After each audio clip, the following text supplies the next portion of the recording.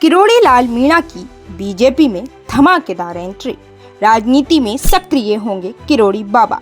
किरोड़ी ने कहा, मैं कब नाराज था, आपने कब सुना मुझे रोते हुए, मैं तो हमेशा हंसते हुए रहता हूँ। आइए जानते हैं क्या है पूरा मामला। किरोड़ी लाल मीणा फिर से राजनीतिक मैदान में उतरते नजर आ रहे हैं। मीडिया से बातचीत के दौरान उन्होंने कहा, अपनी सरकार से नाराजगी के सवाल को हंसते हुए खारिज कर दिया। किरोड़ी ने कहा, मैं कब नाराज था, आपने मुझे कब रोते हुए देखा, मैं हमेशा हंसता रहता हूँ।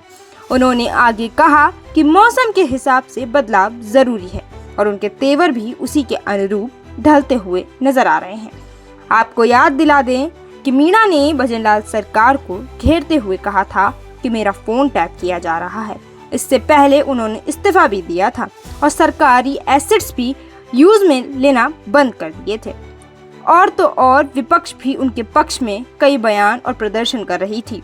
लोग तो ये तक मान रहे थे कि शायद किरोड़ी बाबा अब दूसरी पार्टी में शामिल हो सकते हैं, लेकिन अब फोन टैपिंग विवाद पर सवाल उठने पर उन्होंने इसे पुरानी बात बताकर टाल दिया। उन्होंने कहा कि आज से मेरी सक्रियता फिर से बीकानेर से शुरू हो रही है।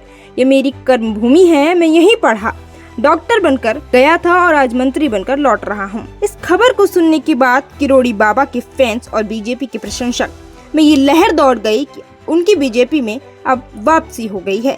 पर ये कहां तक सच है, ये तो देखना अभी बाकी है। मुख्यमंत्री भजनलाल शर्मा से मुलाकात और उनकी तस्वीर सामने न आने के सवाल पर उन्होंने कहा कि क्या फर्क पड़ता है, कभी मिलते हैं, कभी नहीं मिल पाते हैं, फोटो भी खिंचवा लेंगे।